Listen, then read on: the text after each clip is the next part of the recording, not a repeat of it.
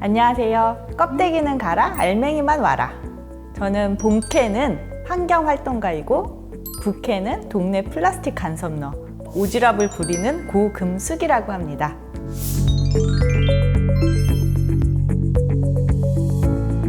제가 플라스틱 간섭러라고 하면은 대체 뭘 하는 사람이길래 간섭을 하냐, 그런 표현을 쓰냐고 물으시는데요.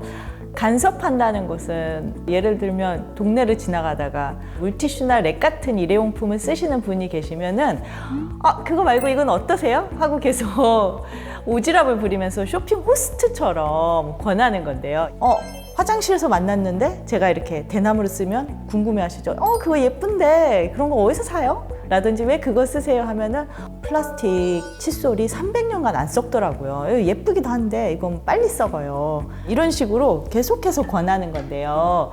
아무래도 환경운동가라는 타이틀을 갖고 있다 보니까 일회용품을 사용하는 모습들이 제 눈에는 쏙쏙 다 들어오는 것 같아요. 이런 저에게 쓰레기는 덕질하는 대상이다, 직업이 돼버렸어요. 그래서 저는 이 쓰레기를 가지고 직업을 만들어서 그걸로 먹고 사는 성공한 덕후, 쓰레기 성덕이 되었구나, 이렇게 스스로 생각하고 있습니다. 요새는 이런 쓰레기 덕질을 하면서 쓰레기를 줄이려고 노력하는 사람들을 제로 웨이스트라고 합니다. 제로는 제로, 웨이스트는 영어로 쓰레기라는 말입니다. 그래서 쉽게 말하자면 쓰레기를 제로로 만드는 삶이라는 거예요. 우리는 매 순간 쓰레기를 만들어내잖아요. 저도 여기 올 때 늦어가지고 허겁지겁 나오다 보니까 배가 고프더라고요. 슈퍼에 들어가서 사 먹었어요. 사 먹고 나니까 쓰레기가 나오네? 그냥 사는, 숨 쉬고 먹고 마시고 누굴 만나고 선물하고 그 모든 과정에서 쓰레기가 나오는 것 같아요. 그러다 보니까 쓰레기 없이 정말로 살 수 있을까? 어떻게 제로 웨이스트를 한다는 거지?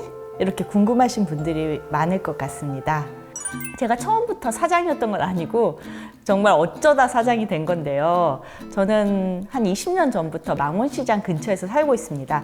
망원동에서 시장을 갔는데 여기는 규제가 없어서 비닐봉지를 다 무제한으로 주시는 거예요. 뭐만 하면은 다 검정 비닐에, 사과도 검정 비닐로, 고등어도 검정 비닐로, 너무 비닐이 많이 나오는 거예요. 또 쓰레기 덕질하는데 제 눈에 그게 너무 밟혀서 동네 사람들한테 쓰레기 덕질을 하는데 망원시장에서 이런 경험을 하신 분들이 있나요? 여쭤봤더니 나 너무 괴로웠다, 사실. 쓰레기를 안 사고 싶은데 오히려 욕을 먹더라. 이런 사람들이 모여서 그러면 우리 망원시장에서 쓰레기는 사지 않고 알맹이만 사자 해서 알맹 캠페인을 열게 되었습니다. 아무리 이렇게 노력해도 화장품이라든지 세탁 세제 같은 것은 시장에서 리필할 수가 없더라고요. 아까 망원시장에서 같이 캠페인을 한 사람들이 알짜라고 했어요, 우리들을. 이 알짜들 중에서 이거 정말 우리 가게를 정말 열어보자, 우리가 필요한 가게를 우리가 직접 만들어보자 해서 사심으로 시작한 가게입니다. 그래서 저희 가게 이름에는 알맹이만 판다 해서 알맹이란 말이 들어갑니다. 저희는 쉽게 이런 것만 생각하죠. 텀블러에 음료 리필만 한다고 생각하는데요. 화장품 리필, 바디워시, 샴푸, 린스, 선크림, 이렇게 다 화장품도 리필하실 수 있어요. 예를 들어서 이 통을 가져와 주시면 여러 차례 소독을 합니다. 그럼 굉장히 깨끗해져요. 뭐가 들어있냐? 요새 이제 날씨가 따뜻해지니까 선크림을 담아 놓은 거거든요. 그러면 처음부터 새 용기도 아니고 이렇게 알맹이만 살 수 있는 거죠. 저희 가게에서는 이렇게 리필할 수 있는 제품이 300여 종이 넘습니다. 저희가 목표로 하는 것은 생활에 필요한 모든 물건들을 알맹이만 구하고 싶을 때 내가 혼자 열심히 찾아다니지 않아도 이 샵에 오면은 꼭 필요한 만큼만 살 수 있다. 이런 가게를 만드는 게 저희 목표고, 그래서 저희는 저희 생활에 필요한 것들을 구비하려고 하고 있습니다. 제로 웨이스트라고 하면은 우선 영어잖아요. 발음도 어렵고 너무 거창해 보이는데 사실은 아주 간단합니다. 비운다는 것은 무언가를 추가로 사지 않는다는 것을 뜻합니다. 정말로 나에게 필요한 것들을 놔두고 나머지들을 하나씩 빼가는 뺄셈의 삶이 제로 웨이스트 기본인 것 같아요. 두 번째는 거절한다는 건데요.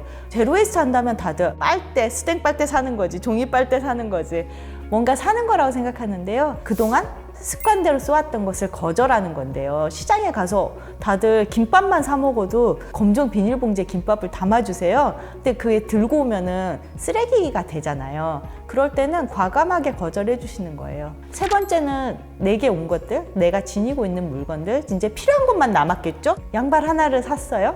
구멍이 나잖아요. 그렇게 쓰고 쓰다가 이제 너덜너덜해져서 정말 안 되겠다 이랬을 때는 마지막에 뭐 닦아서 끝까지 쓰임을 다 하고 버린다든지 그렇게 되는 거죠. 제로 웨이스트를 한다고 말씀드리면 야 그거 진짜 좋은 일 하는 거야. 좋은 의미로 하실 때는 너무 빡빡한 거 아니냐? 어떻게 쓰레기 없이 살아? 그렇게 생각하시는데요. 저는 제로 웨이스트에 대한 편견이라고 생각합니다. 제로 웨이스트를 하면 정말 좋은 점이 많습니다. 자잘한 물건을 정리하거나 그런 것들을 관리하는 시간들이 되게 줄어듭니다. 두 번째는 무엇보다 통장 잔고에 좋습니다. 텀블러를 가져가면 300원 할인이 되죠. 굉장히 경제적으로 이롭습니다. 누구 귀가 번쩍 뜨이지 않으시나요? 한번 하실 수 있는 것부터 해보시면 좋을 것 같아요. 다회용품이 일회용품보다 비위생적이라고 생각하는 편견입니다. 그래서 코로나 때 카페에서도 원래 다회용 컵을 쓰다가 다 일회용으로 바꿨어요. 왜냐하면 위생적이고 그러면 바이러스 전염이 덜 될 거라고 생각해서 그러시는데요. 하지만 여러 연구 결과들을 보면은 제대로 잘 소독된 다회용 컵은 오히려 일회용 컵보다 훨씬 위생적입니다. 오히려 일회용품이 되게 안전하다고 생각하는데 플라스틱 컵이라든지 종이컵에 뜨거운 물을 부어서 마시면은 안타깝게도 미세 플라스틱이 나옵니다. 지난 2월 한국소비자원에서도 이 미세 플라스틱 검출량을 조사한 자료를 발표했어요. 이게 먼 나라의 자료가 아니라 한국의 자료인데요. 일회용기에서 검출된 미세 플라스틱의 양이 다회용기에서 검출된 양보다 최대 4.5배나 많았다고 합니다. 저희는 편하고 깨끗하고 좋다고 생각하지만 실제 미세 플라스틱을 더 많이 먹을 수도 있고 오히려 비위생적일 수도 있습니다. 해양 쓰레기로 만든 빗이 포장지가 플라스틱이었어요. 그 또한 재활용 플라스틱이었는데 저희는 웬만하면 알맹이만 팔거든요. 업체한테 포장지 좀 벗겨주실 수 없을까요? 했는데 그 업체는 이제 잘 아시는 거예요. 재활용 플라스틱으로 만든 업체라서 그러면 우리가 포장지를 다 벗겨보겠다. 처음부터 공장에서부터 포장지 없게 만들어주겠다. 이래서 실제로 그런 유통 라인이 생겼어요. 그럴 때는 되게 즐거운 일이죠. 이런 식으로 제로웨이스트 생태계가 생기는 게 재밌고 근데 어떤 저희 손님이 이만큼 큰 여행 가방을 들고 오신 거예요. 어디 여행 갔다 오셨나 했더니 그 가방 안에 병뚜껑이 가득 들어있더라고요. 그래서 저희가 너무 깜짝 놀라서 손님 저희가 이렇게 많이 병뚜껑을 안 봤는데 왜 이렇게 많이 가져오셨어요? 했더니 그 아파트 분리수거장에 나가서 주민들이 가져오는 재활용 분리배출품을 보면서 병뚜껑을 저한테 주세요. 제가 재활용할 테니까 저한테 주세요 해서 아예 거기서 자원활동을 해서 병뚜껑만 모아서 저희 상점에 가져온 경우가 있었습니다.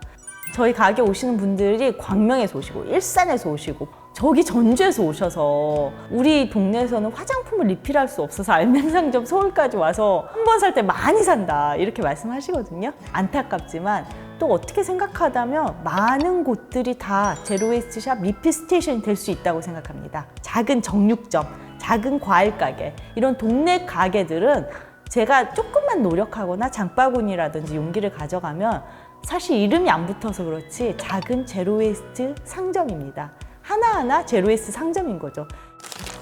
그래서 첫 번째는 플라스틱 사용을 줄이기 위해서 담배에 세금을 매기는 것처럼 플라스틱에도 세금을 매겨서 일회용 플라스틱보다 다회용을 쓰는 비용이라든지 노력이 더 효과적으로 만들어야 됩니다. 두 번째는 재활용 경제를 활성화하는 건데요. 이 또한 유럽인데 유럽에서는 이제 플라스틱 제품을 만들 때 다 그 새 플라스틱을 갖다가 물건을 만들면 많은 세금을 내야 됩니다. 대신 재활용한 플라스틱을 섞어서 만들면 세금 감면이 됩니다.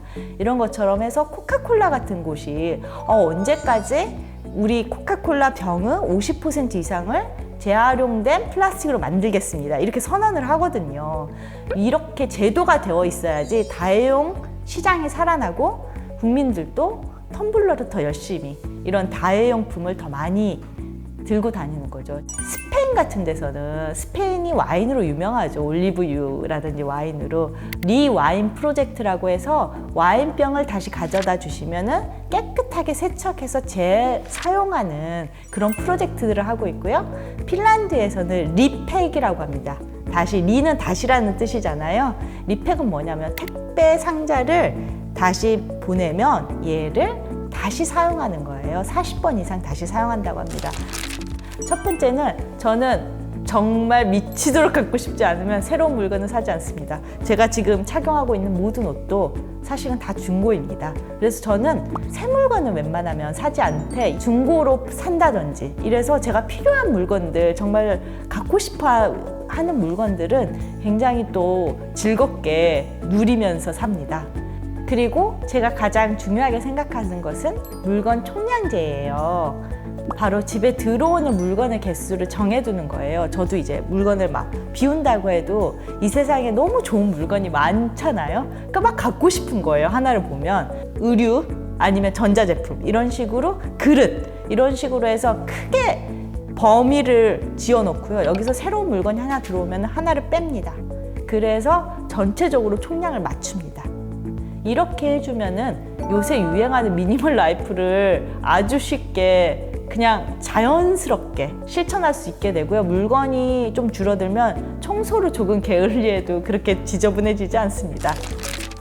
이렇게 지속 가능하게 제로 웨이스트라든지 환경 실천을 하는 가장 중요한 것은 첫 번째는 즐기는 거예요. 이거 나 희생하는 거야, 힘들다 이런 게 아니라 즐거워하는 사람이 이길 사람 없다고 하잖아요. 즐기는 거고요. 근데 즐기는 것도 진리거든요. 두 번째 가장 중요한 점이 있습니다. 모여서 같이 하는 겁니다. 주변 사람들하고 이 모임을 유지하고 같이 이야기하고 서로 격려하고 응원하는 건데요. 같은 맥락에서 환경에 대한 교육은 진짜 중요합니다. 환경 교육은 우리 삶을 더 즐겁고 쾌적하게 만드는 일이고 동료를 만들어주는 겁니다. 그래야지만 제로 웨이스트 삶이 지속 가능하거든요. 자기 주변에 열리는 환경 교육, 환경 주간에 열리는 여러 가지 환경 행사들이 있습니다. 이때 즐겁게 체험해 보시고 이때 만난 분들과 제로 웨이스트 모임을 만들어서 하실 수 있을 만큼 가볍고 경쾌하게 시작해 보시면 좋겠습니다. 환경 교육과 함께 제로 웨이스트 삶을 시작해 보시길 추천합니다. 모두들 제로 웨이스트 여행 떠날 준비가 되셨나요? 바로 오늘 시작해 보시면 좋겠습니다. 화이팅입니다.